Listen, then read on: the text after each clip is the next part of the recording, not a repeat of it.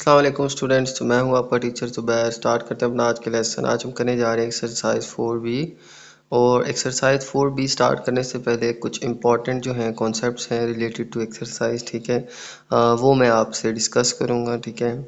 तो ये जो एक्सरसाइज है ये अलजेब्रा के ऊपर बेस्ड है, ठीक है। तो स्टार्ट करते हैं। सबसे पहले जो टर्म है हमारे पास अलजेब्रा, ठीक है। अलजेब्रा क्या है?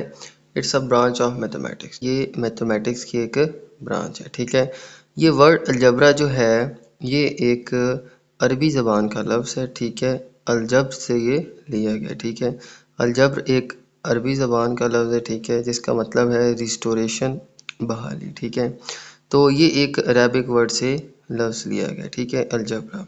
तो अलजब्रा जो है ये मैथमेटिक्स की एक ब्रांच है, ठीक है। तो अलजब्रा के अंदर हम क्या करते हैं? Letters are use to represent number.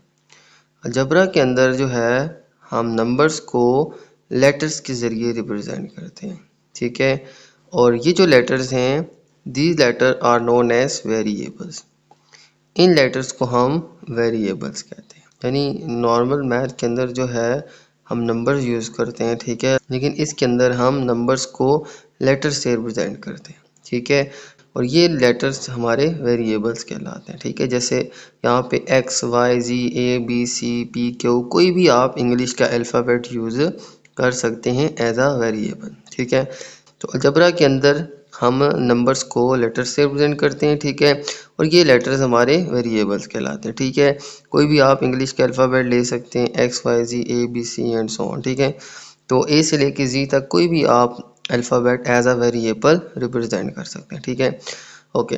तो अलजब्रा के अंदर जो है हमारे पास टर्म्स गिवन होती हैं, ठीक है। टर्म्स क्या होती हैं? जैसे कि ये 3a ये एक टर्म है, 4x के ये एक टर्म है, 2x ये टर्म है, 3y टर्म, इस तरह से बहुत सारी एग्जांपल्स टर्म्स की मिलती हैं, ठीक है। ओके। तो ये अलजेब्रिक टर्म्स कहलाती हैं, ठीक है। तो अब एक टर्म के अंदर जैसे ये 3x स्क्वायर मैंने एक टर्म ली है, 3x और उसके ऊपर है स्क्वायर। ये जो 3 होता है इसको कहते हैं हम कोफिशिएंट, x को कहते हैं हम बेस, और ये जो स्क्वायर होता है इसको हम एक्सपोनेंट या पावर कहते हैं, ठीक है। दोबारा से रिपीट कर लेता हूँ। ये एक टर्म है 3x स्क्वायर, जैसे यहाँ पे 4x स्क्वायर है, यहाँ पे मैंने 3x स्क्वायर ले लिया, ठीक है। 3 जो है इसका कोफिशिएंट होगा, x बेस होगी, और 2 जो है इसका एक्सपोनेंट होगा या पावर होगी, ठीक है। तो ये हमारी एक अलजेब्रिक टर्म कहलाएगी, ठीक है। ओके। तो अलजेब्रिक टर्म के बाद अलजेब्रिक एक्सप्रेशन क्या होती है, ठीक है। तो मुख्तलिफ अलजेब्रिक वेरिएबल्स को मिला के हम अलजेब्रिक टर्म्स क्रिएट कर सकते हैं, ठीक है। जैसे यहाँ पे हमारे पास अलजेब्रिक टर्म्स गिवन थी, ठीक है, इन्हीं को हम मिला लें, ठीक है। जैसे यहाँ पे 2x और 5 आ गया, 3x के प्लस 2x माइनस 5, ये हमारी अलजेब्रिक एक्सप्रेशन बन गया। यानी कि एक से ज़ायद टर्म्स को हम मिला के लिख लें तो ये एक अलजेब्रिक एक्सप्रेशन बन जाती है, ठीक है। तो ये टर्म्स थी, ठीक है, और इन्हीं को हम प्लस या माइनस के साइन के साथ मिला के लिख लें, ये हमारी अलजेब्रिक एक्सप्रेशन बन जाएगी, ठीक है।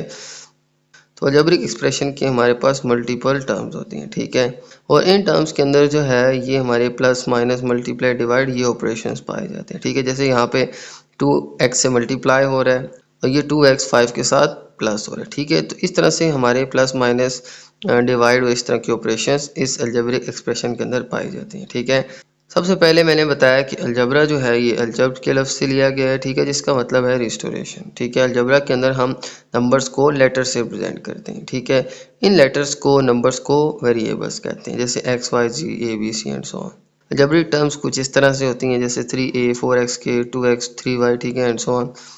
अब एक अलजेब्रिक टर्म के अंदर हमारे पास एक होता है कोफिशिएंट, एक होता है बेस और एक होता है एक्सपोनेंट या पावर, ठीक है। ये छोटी छोटी चीज़ें आपने याद रखनी है, ठीक है। फिर इन्हीं टर्म्स को मिला के हम बना देते हैं अलजेब्रिक एक्सप्रेशन, ठीक है। और इन्हीं टर्म्स के साथ मिला के हम बना देते हैं अलजेब्रिक एक्सप्रेशन, ठीक। अलजेब्रिक एक्सप्रेशन के अंदर हम प्लस या माइनस से एक टर्म को दूसरी टर्म से सेपरेट लिख सकते हैं, ठीक है। तो यहाँ पे देखें दो टर्म्स हैं 2x और 5, बीच में जो है एक प्लस का साइन है, ठीक है, जो इन टर्म्स को सेपरेट कर रहा है, ठीक है। इसी तरह से 3x के 2x और 5 इनके दरमियान प्लस और माइनस का साइन इन तीनों टर्म्स को सेपरेट कर रहा है, ठीक है। तो ये इसमें दो टर्म्स हैं और इसमें तीन टर्म्स हैं, ठीक है। तो ये एक अलजेब्रिक एक्सप्रेशन है, ठीक है। ओके, नेक्स्ट है हमारे पास लीनियर एक्सप्रेशन और नॉन लीनियर एक्सप्रेशन, ठीक है। तो एक्चुअल में ही होती अलजेब्रिक एक्सप्रेशंस ही हैं, ठीक है, लेकिन लीनियर नॉन लीनियर में एक बहुत सिंपल सा फ़र्क आपको समझाता हूँ कि इसमें इंडेक्स ऑफ एक्सप्रेशन जो है वो 1 के बराबर होती है, ठीक है। जैसे यहाँ पे 2x + 7 है, ठीक है। अब यहाँ पे x की जो पावर है, यहाँ पे कोई इसकी पावर नहीं गिवन है, लेकिन यहाँ पे इसकी पावर 1 होगी, ठीक है। अब दिखने में इसकी पावर कोई नहीं है, ठीक है, लेकिन जिसके ऊपर पावर नहीं होती, ठीक है, तो उसके ऊपर इंडेक्स ऑफ नोटेशन 1 होता है या इसकी पावर 1 होती है, ठीक है। तो यहाँ पे इसका इंडेक्स ऑफ नोटेशन इस एक्सप्रेशन के अंदर 1 है, जिसकी वजह से ये एक लीनियर एक्सप्रेशन है, ठीक है। और जिस टर्म के अंदर इसका इंडेक्स ऑफ एक्सप्रेशन जो है ये 1 से ज़्यादा हो, यानी ये देखें अब यहाँ पे x के ऊपर पावर 2 है। अब 2 जो है ये इंडेक्स ऑफ एक्सप्रेशन है, ठीक है। ये जो 2 है इसकी पावर जो है इसको इंडेक्स कहते हैं, ठीक है। अब ये देखें 1 से ज़ायद है, ठीक है, इसको नॉन लीनियर एक्सप्रेशन कहेंगे, ठीक है। तो इंडेक्स ऑफ एक्सप्रेशन अगर मोर देन 1 हो तो ये नॉन लीनियर एक्सप्रेशन है, और अगर इंडेक्स ऑफ एक्सप्रेशन यानी ये देखें x की पावर जस्ट 1 है, ठीक है, तो ये एक लीनियर एक्सप्रेशन है, ठीक है। ओके, इसी तरह से ये एक सेकंड एग्जांपल दी है, इसके अंदर भी जो है पावर जो है वो 1 है, ठीक है। इनके अंदर भी जो है इंडेक्स ऑफ एक्सप्रेशन जो है वो 1 ही है, ठीक है। ओके, तो इधर भी मैंने नॉन लीनियर एक्सप्रेशन की एक और एग्जांपल दी है, ठीक है। देखिए यहाँ पे x के ऊपर क्या है, q, ठीक है। तो इस एक्सप्रेशन का यानी 2/3x³ + 1 ये एक एक्सप्रेशन है, इसका जो इंडेक्स जो है वो मोर देन 1 है, यानी कि 3 है, ठीक है। लिहाजा ये एक नॉन लीनियर एक्सप्रेशन है, ठीक है। यानी कि यहाँ पे x की पावर 1 है, तो जैसे ही x की पावर 2 या x की पावर 3 यानी इंडेक्स ऑफ एक्सप्रेशन 1 से ज़ायद हो जाएगा, ठीक है, ज़्यादा हो जाएगा, तुम्हारी ये नॉन लीनियर एक्सप्रेशन कहलाएगी, ठीक है। तो लीनियर एक्सप्रेशन में इंडेक्स ऑफ नोटेशन 1 होगा और नॉन लीनियर में 1 से ग्रेटर होगा, ठीक है, यानी 2, 3 एंड सो ऑन, ठीक है। तो ये हमारी एक लीनियर और नॉन लीनियर एक्सप्रेशन की एग्जांपल थी, ठीक है। इसके बाद देखें तो मैंने यहाँ पे एक एक्सप्रेशन लिखी है, ठीक है। इस एक्सप्रेशन में देखें तो हमारे पास कितनी टर्म्स आ रही हैं, 5x, y, 4g एंड 3। हमारे पास 1, 2, 3, 4 टर्म्स आ रही हैं, ठीक है।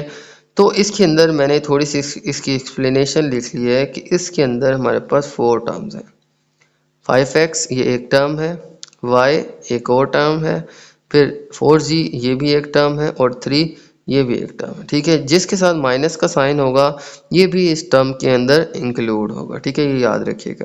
प्लस वाले तो एज इट इज़ आ जाएंगे, लेकिन माइनस जो है उसको हम लाजमी मेंशन करते हैं, ठीक है। तो 4g के साथ माइनस था तो ये टर्म -4g आएगी। इसी तरह से 3 जो है इसके साथ माइनस था, तो इसको जब टर्म की शक्ल में लिखेंगे तो ये -3 आएगा, ठीक है।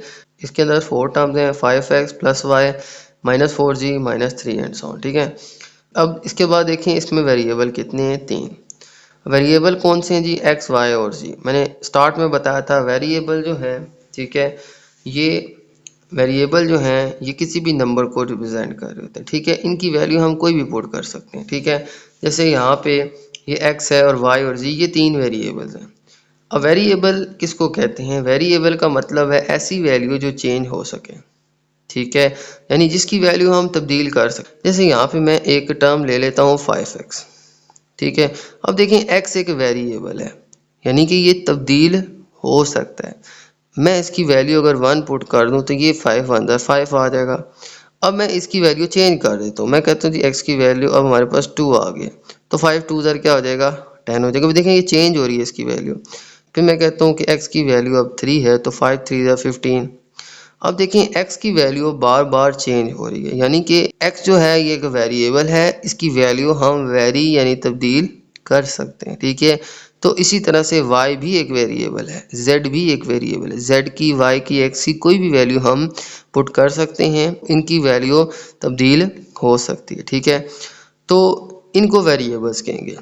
लास्ट में उसने कहा जी कांस्टेंट टर्म एक ही है -3, कांस्टेंट का मतलब होता है मुस्तकिल, ठीक है, वो चीज़ जो चेंज नहीं हो रही, वो मुस्तकिल तौर पे वही रहेगी, ठीक है। अब इस एक्सप्रेशन के अंदर ये जो लास्ट टर्म है -3, ये एक कांस्टेंट टर्म है, इसके साथ हमारा कोई भी एक्स वाई जी वेरिएबल नहीं है, ये -3 है और ये -3 ही रहेगी, ठीक है, इसकी वैल्यू हम चेंज नहीं कर सकते, तो इसको कांस्टेंट कहते हैं। बाकी एक्स वाई और जी ये हमारे पास वेरिएबल्स हैं, ठीक है। तो वेरिएबल्स वो वैल्यू होती हैं जो चेंजेबल होती हैं, कांस्टेंट जो है ये चेंज नहीं कर सकते, ठीक है। तो -3 ही रहेगा, लेकिन एक्स वाई जी ऐसी वैल्यूज़ हैं तो जिनके अंदर हम नंबर चेंज करें तो हमारी टर्म की वैल्यू ही चेंज हो जाती है, ठीक है। तो ये था स्टूडेंट्स इंट्रोडक्शन थोड़ा सा अलजेब्रा के बारे में, ठीक है। तो उम्मीद है मेरी वीडियो आपको अच्छी लगी होगी, तो मेरी वीडियो अच्छी लगे तो मेरी वीडियो को लाइक कर दीजिएगा, मेरे चैनल को सब्सक्राइब कर दीजिएगा और ये वीडियो अपने बाकी दोस्तों के साथ भी शेयर कर दीजिएगा। इजाज़त चाहते हैं आपसे, अल्लाह हाफिज़।